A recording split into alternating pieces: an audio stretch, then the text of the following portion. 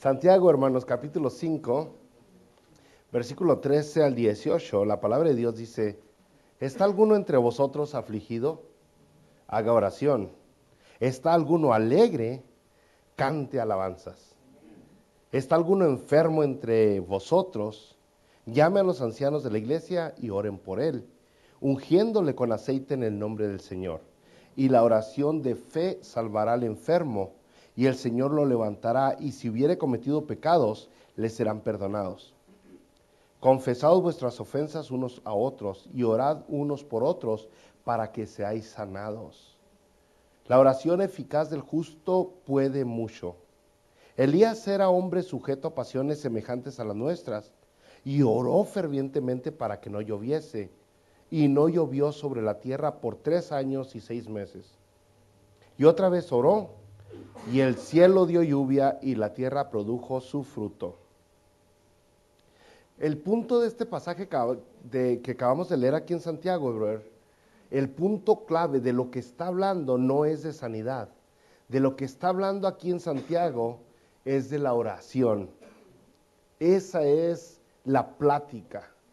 De eso se trata principalmente. Sí entra un poquito el tema de la enfermedad, pero el punto principal de aquí de Santiago es la oración. La oración. Y vemos la relación que tiene la oración con la consolación. Vemos también la relación que tiene la oración con la restauración. Y vemos también la relación que tiene la oración con el compañerismo. Y por último, acabamos viendo el poder de la oración. Son 4 cosas que aquí nos muestra Santiago. A ver si alcanzamos a verlas hoy, ¿eh? Porque usted recordará que estas personas a quien se les escribió la carta están en medio de batallas, de luchas, de pruebas, de dificultades. Y entonces está ya resumiendo la carta diciendo que la herramienta más poderosa que tienen es esta última que les voy a dar. Porque otra vez, recuerda quién está escrita la carta. Si volvemos a Santiago capítulo 1, dice a las 12 tribus que están en la dispersión. A ellos va dirigida la carta. A las 12 tribus que están ¿dónde? En la dispersión. ¿Quiénes eran estos? Pues para saber quiénes eran estos que están en la dispersión, vamos hasta Hechos, en el capítulo 8 de Hechos. El versículo 1 dice: en aquel día hubo gran persecución contra la iglesia que estaba en Jerusalén. ¿Qué es lo que hubo? Gran persecución en la iglesia que está en Jerusalén. Y todos fueron esparcidos por las tierras de Judea y de Samaria, salvo los apóstoles. Ya el versículo 4 nos dice que todos estos que fueron esparcidos iban por todas partes anunciando el evangelio. Y así como fueron perseguidos en Jerusalén, la historia nos habla que fueron perseguidos en todos otros lados. En donde sea que fueron, los cristianos eran perseguidos. Eran perseguidos. Entonces, estos eran los judíos, hermanos, de los que está hablando, que habían venido al cristianismo. Judíos que habían venido al cristianismo. Y estos judíos que habían venido al cristianismo estaban experimentando el rechazo, la persecución, todo tipo de dificultades de parte de los mismos judíos, de parte de los griegos, de parte de los romanos y de parte de todos los demás paganos que habían a su alrededor. Todo mundo los estaba persiguiendo, todo mundo. Entonces sí, tenían todo tipo de dificultades. Tenían dificultades emocionales, tenían dificultades espirituales, tenían dificultades físicas y necesidades económicas y materiales. Todo eso está, y es lo que ha venido tratando Santiago, de cómo debe ser el comportamiento del cristiano en medio de todas de esa situación, ¿no? Ahora también recuerda el tiempo en el que se escribió la carta. No fue en el 2023, fue hace más de 2000 años, o alrededor de 2000 años. Entonces las costumbres eran diferentes, la medicina era muy diferente a lo que es ahora. Es bueno recordar eso. Empezamos en el versículo 3, hermanos, y dice luego: ¿está alguno entre vosotros afligido? Haga oración. Es el poder de la oración para consolar. ¿Estás triste? ¿Estás agüitado? Haz oración, haz oración.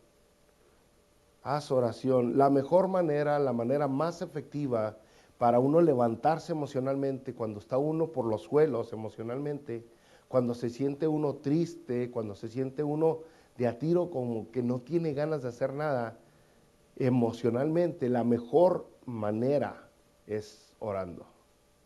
Es orando, es platicando con Dios. Ni una taza de café lo aliviana tanto en medio de sus tristezas como la oración. Platicar con Dios, brothers. Si usted recordará la palabra de Dios, o Jesucristo mismo dijo en Mateo 11:28, venid a mí todos los que están cargados y trabajados, y yo os daré descanso. Y está hablando, si usted ve Mateo 11:28, no se refiere al descanso físico, sino emocional, espiritual, psicológico. De eso está hablando. Entonces, ¿está alguno entre vosotros afligido? Haga oración. Salmo 55:22, echa sobre Jehová tu carga y él te sustentará. ¿Sobre quién hay que echar la carga? Sobre Jehová, dice, sobre Jehová. La respuesta a su aflicción, a su tristeza, es Jesús. No son las redes sociales. La respuesta a su tristeza es Jesús, no es el alcohol. La respuesta a su aflicción es Jesucristo. Ni siquiera son los chocolates que están tan buenos. Jesucristo es el único que nos puede alivianar. Y entonces, ¿cómo lo puede hacer? Orando, platicando con Dios. El levantamiento emocional que Jesucristo le puede dar cuando usted se conecta, así, se enchufa con Él en la oración, es un levantamiento tan verdadero, tan sincero, tan genuino, tan real. No se lo puede dar un carro nuevo, no se lo puede dar ese levantamiento emocional, no se lo puede dar un celular nuevo, no se lo pueden dar unas vacaciones, ni ropa nueva, ni siquiera otro trabajo se lo puede dar, ni otra pareja, ni otro amigo. Es Jesucristo, pero tampoco se lo puedo yo dar a usted. Algunas personas dirían, bueno, yo estoy triste, brother, ore por mí. Yo oro por usted y va a tener un efecto en usted. Pero mientras usted no ore por usted mismo, no va a poder alcanzar ese levantamiento emocional, espiritual y psicológico que la oración le puede dar. Tiene que ser una conexión directa. O sea, ya necesitamos quitar al intermediario en este momento. Ya necesitamos dejar de decirle en este instante, dejar de decirle al pastor, al diácono, al ministro, al sacerdote que intervenga por mí. Y necesitamos agarrar la oportunidad que Dios nos da de una línea directa con Él y nosotros mismos, gracias a Jesucristo, a lo que hizo en la cruz, nosotros mismos platicar con Él. Y mientras no se haga eso, vamos a orar mucho por usted, pero se va a estar perdiendo de una bendición enorme. Porque la intercesión, la oración de la intercesión, lo que tiene que lograr en usted, entre muchas cosas, es motivación a que usted mismo se conecte con Dios.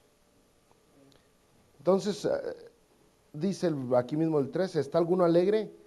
Cante alabanzas. O sea, no busques a Dios solo cuando necesitas. No busques a Dios solo cuando andas triste y agüitado, o en la escasez, sino también en las bendiciones. Busca a Dios cuando te esté yendo bien y cuando te esté yendo mal.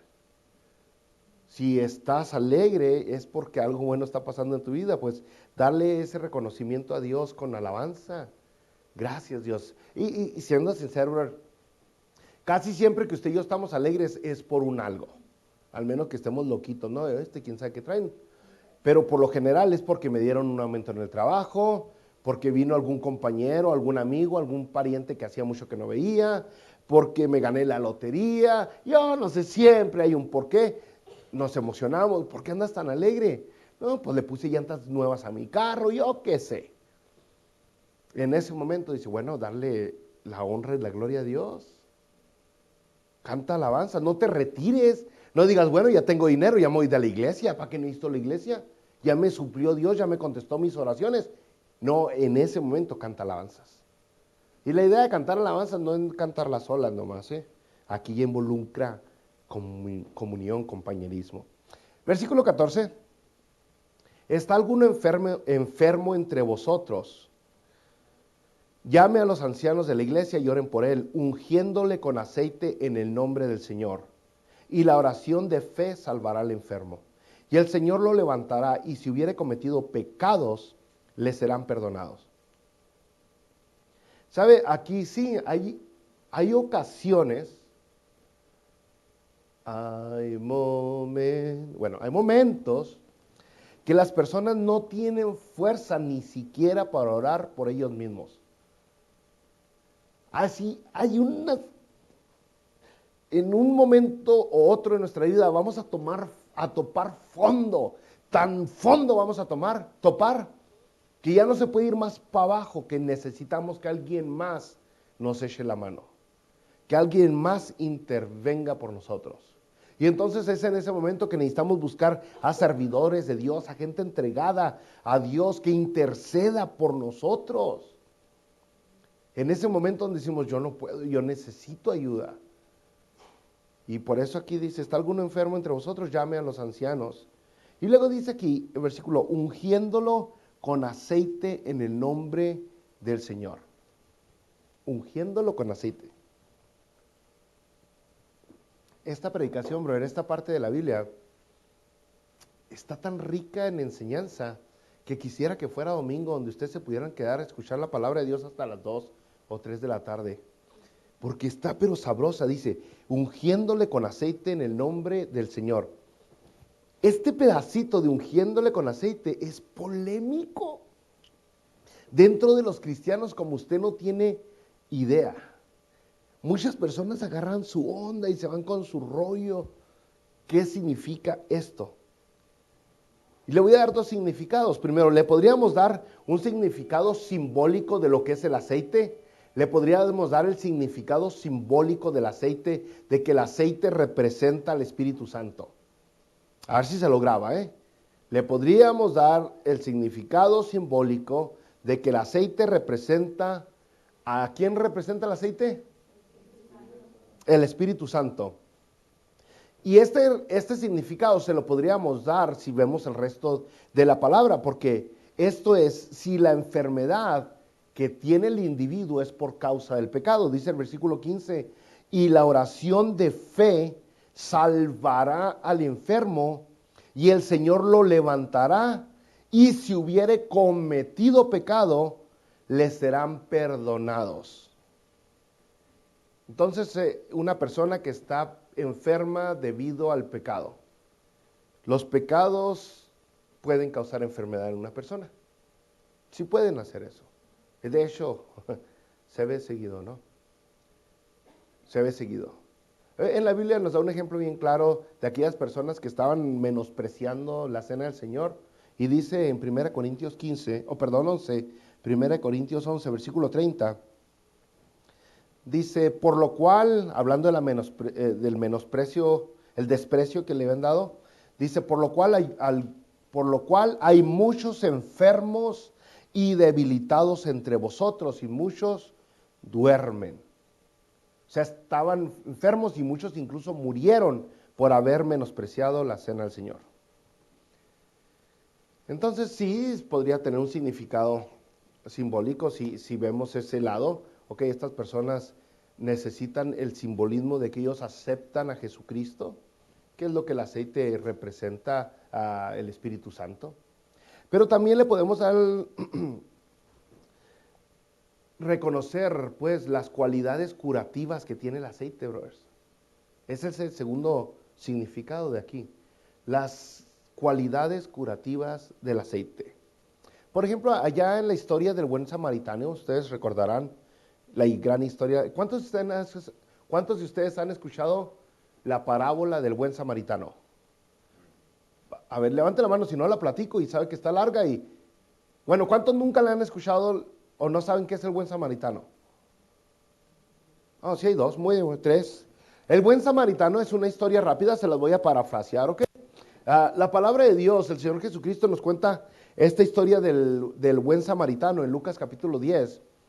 Y dice la palabra de Dios, le preguntan a Jesucristo, ¿quién es mi prójimo? Y Jesucristo les da un ejemplo para que sepan quién es su prójimo. Dice, iba este hombre por el camino, cuando de repente lo asaltan, lo roban, lo golpean, le quitan todo lo que tiene, incluso la ropa, lo dejan tirado en el camino, golpeado, casi muerto. Pasa un sacerdote, un líder religioso, lo ve, no, dice, voy muy tarde para el servicio, sigue. Después pasa un elegido de la tribu de Leví, uno de los elegidos, y lo ve y dice, voy muy tarde, no me puedo detener a ayudar a este samaritano que era, perdón, no era samaritano, a este judío que se supone que era de la misma raza, ¿no? Y luego viene un hombre que era un samaritano, y los judíos y los samaritanos se odian con odio jarocho. Pero el samaritano ve al judío golpeado, tirado, casi muerto, y se detiene a ayudarlo, lo levanta, lo aliviana, lo sube a su burro, medio le sana las heridas, lo lleva a donde lo atiendan y todavía deja billete, le dicen, arréglalo bien y cuando yo vuelva lo que gastes de más yo te lo pago. Dice, ¿quién es el prójimo? Entonces, el que te ayudó, el buen samaritano es tu prójimo, ¿no? Bueno, ahí recordando, volviendo a la idea del aceite, recordando la historia del samaritano, en Lucas capítulo 10, versículo 34, dice, acercándose, vendó sus heridas, echándoles aceite. Echándoles aceite. Acuérdese, era otro tiempo. El aceite, ustedes sabrán, la gran mayoría aquí usa crema para su pielecita. El aceite, igual que la crema, suaviza la piel. Es excelente para masajear. Es refrescante. Hay otra historia en la palabra de Dios donde un hombre que se llama Simón, otro religioso, invita a Jesucristo a comer. Cuando está Jesucristo en la casa de Simón comiendo, llega una mujer con perfume y lo derrama en Jesucristo ese perfume. Simón pues se exalta, Simón dice, ¿cómo? ¿Por qué permite Jesús que lo toque una pecadora? Y Jesucristo le responde a Simón en Lucas 7:46. Le dice Jesucristo a Simón, tú no ungiste mi cabeza con aceite, mas está ungido con perfume mis pies. Porque era algo bueno ungir a las personas con aceite, era refrescante, venir del calorón de allá de afuera, de andar sudando, y llegar y que lo traten a uno con alguna aromita, con algo que le suavice la piel. Era algo bonito, algo que se esperaba. ¿Y de quién? Pues de lo que lo amaban a uno de más. Otra vez porque el aceite es relajante, es tranquilizante. Ahora, hay otro ejemplo más, hay muchos ejemplos en la Biblia de las cualidades medicinales y demás del aceite. Ustedes recordarán el Salmo 23. El Salmo 23 está asombroso. ¿Cómo empieza el Salmo 23? Así. El versículo 5 dice, unges mi cabeza con aceite. ¿Por qué el Salmo 23 dice, unges mi cabeza con aceite? Sí, el ejemplo que se nos está dando es de una oveja y un pastor. Una oveja le dice al pastor, tú unges mi cabeza con aceite. Bueno, es que era también parte de la costumbre que cuando por fin volvía el pastor con su rebaño al redil, se ponía el pastor o los pastores en la entrada y mientras iba pasando una oveja por una, la estaban checando. Pasaba una oveja, órale, Jesús Armendari, Vanessa Ledesma, Mauro, pero la revisaba cada uno. Y cuando hallaban una herida en la oveja, una oreja rasgada, una pata aruñada, cualquier herida, le untaban aceite en esa herida a la oveja. Una por una de las ovejas era revisada y a la que se hallaba que tenía alguna lastimadura por alguna piedra, por algún arbusto, por alguna fiera, a esa se le ungía con aceite. Es de ahí, unges mi cabeza con aceite.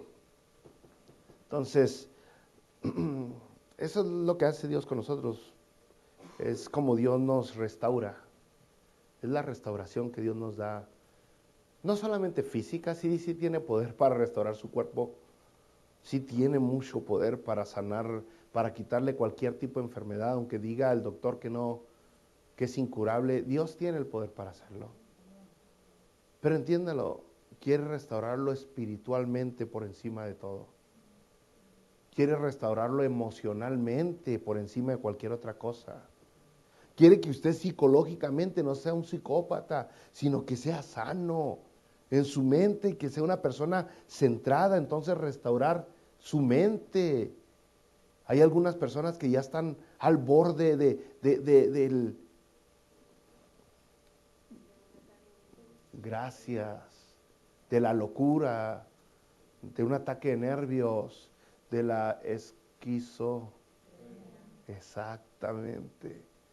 Y Dios lo puede restaurar. Entonces de ahí viene la idea de que ungerán tu cabeza con aceite. Y donde sea que usted la quiera agarrar, ya sea de una manera simbólica del Espíritu Santo, usted pide perdón por sus pecados, órale, simbólicamente, el Espíritu Santo está en ti. Pero de otra manera también, ya sea con las cualidades curativas que tiene el aceite.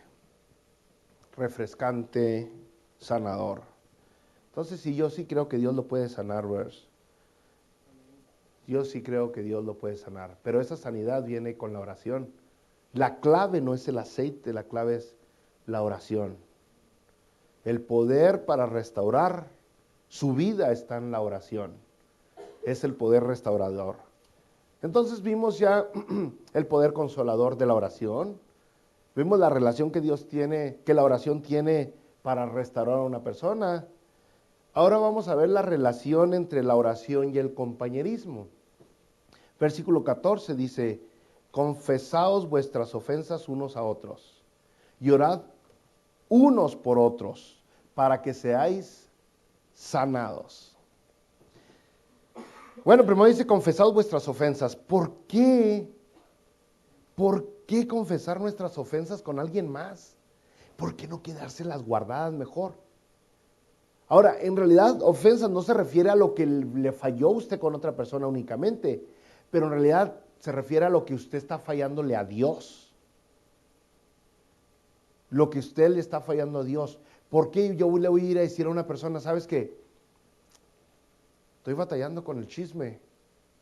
¿Sabes qué? Estoy batallando con lo ajeno. Cualquiera que sea lo ajeno, puede caer muchas cosas, ¿no? ¿Por qué le voy a decir eso? ¿Por qué voy a confesar mis debilidades ante otra persona? O sea, ¿quién se atreve en estos tiempos a hacer tal cosa? Bueno, es que si no lo hacemos, brothers, el pecado nos va a dejar solos. Cuando no confesamos nuestras ofensas, vamos a terminar separados de toda la gente. Porque un cristiano, brother, un cristiano cuando peca quiere estar solo. Un cristiano cuando peca se quiere alejar de la demás gente, de las demás personas, porque no quiere ese sentimiento de culpa. Pero es porque el pecado está agarrando fuerza en él cada vez más. Y entonces al retirarse, mientras trae este pecado, ya sea esto con lo que está batallando, ya sea con la inmoralidad sexual, ya sea con el abuso de alguna sustancia, ya sea con la avaricia, con lo que sea que está batallando. Cuando el cristiano se retira de la demás gente, así puede consolar su pecadito, así lo puede atender y chiplear y se siente rico porque tiene aquí esto que lo hace sentir bien. Y la gente de la iglesia no lo va a estar recriminando, no le va a estar diciendo, ya, córtale, pecador, cochinón. Arrepiéntete, agarra la onda, endereza tu camino. No, prefiere alejarse de la gente porque el egoísmo, la avaricia, la vanidad, todo eso se siente rico en el ser humano, en el corazón pecador de las personas. Entonces, aquí nos dice, confiesa tus pecados unos con otros, porque de otra manera nos vamos a quedar solos. De otra manera nos retiramos de todos aquellos que saben que estoy fallando. De otra manera, permitimos que el pecado triunfe en nuestras vidas, que tenga éxito. Fíjese otra vez el versículo 16, confesaos vuestras ofensas unos a otros. ¿Por qué lo voy a hacer? Es incómodo eso. Me hace sentir mal la gente cuando sienten que yo estoy fallando en algo. Pero sí, dice, y orad unos por otros para que seáis sanados. ¿Para que seáis qué? Sanados. Oiga, es que la atracción al pecado es muy fuerte, es muy poderoso. A lo mejor ustedes lo han visto, aquellos que tienen debilidad al alcohol o al cigarro, pero la verdad ese poder que tiene el alcohol y el cigarro lo tiene cualquier otro pecado. Cualquier otro pecado lo tiene. La misma atracción, la misma fuerza magnética que tiene sobre el ser humano. Y lo que quiere hacer es separarlo, alejarlo de nosotros. Porque estando separado entre nosotros se puede enfriar y deja de cumplir su propósito. Mateo 13:15. Póngale atención, dice, porque el corazón de este pueblo se ha vuelto insensible. Se les ha embotado los oídos. Y estoy leyendo en NBI. Y se les han cerrado los ojos. De lo contrario, verían con los ojos, oirían con los oídos, entenderían con el corazón y se convertirían y los sanarían. Pero, ¿por qué ya no pueden ser sensibles? ¿Por qué en Mateo 13 dice que la gente ya es insensible? ¿Por qué ya tienen tapados los oídos? ¿Por qué ya tienen tapados los ojos? ¿Por qué no pueden entender? ¿Porque se apartaron en su pecado? ¿Porque la gente los hacía sentir mal? ¿Porque decidieron entre la vanidad, entre la avaricia y la gente, entre el egoísmo y la gente, entre yo y la gente, entre mi placer y la gente que estaba dirigida por Dios y que podía orar por nosotros y que podía fortalecerme y que podía guiarme con consejos y con sabiduría y con palabra bíblica? Yo elegí mejor el pecado y por eso al último quedé muerto, quedé insensible, quedé sordo a la palabra de Dios, quedé ciego ante lo que era correcto e incorrecto, porque me separé. Y de esta ceguera voluntaria, brother, habla mucho la Biblia. Perdón. Y la idea de confesar nuestros pecados, la idea de confesar nuestras faltas para la restauración y para el compañerismo está por todos lados también. Mire, Gálatas 6, versículo 1, hermanos. Gálatas 6:1, hermanos, si alguno fuere sorprendido en alguna falta, vosotros que sois espirituales, restauradle con espíritu de mansedumbre. ¿Qué dice? Restaurarle. No estamos para hacer leña del árbol caído. No estamos para pisotear al que ya estuvo en el suelo. Estamos para levantarnos unos a otros. Estamos para motivarnos unos a otros. Estamos para echarnos las manos unos a otros. Estamos para echarnos porras unos a otros. Estamos para que todos juntos crezcamos. Pero la gente se siente al revés, ¿no? Y luego dice, la oración eficaz del justo puede mucho. Hasta ahí le dejamos hoy. Es el poder de la oración. Vamos a orar.